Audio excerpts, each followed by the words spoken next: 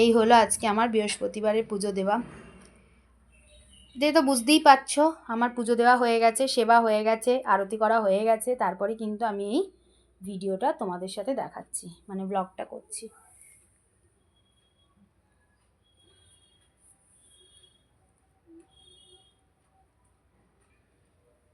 সব পুজো দেওয়া হয়ে গেছে।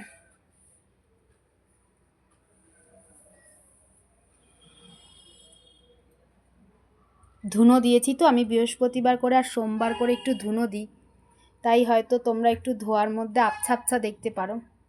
এই যে আমার গনু দাদাকে বসিয়ে দিয়েছি গনু দাদার জায়গায়।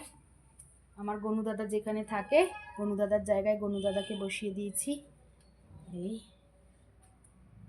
আর আমি এখানে একটু ঠাকুরের কয়েকটা কাপড় ধুয়ে কেচে আমি এই জানালাটাতেই মেলে দিই।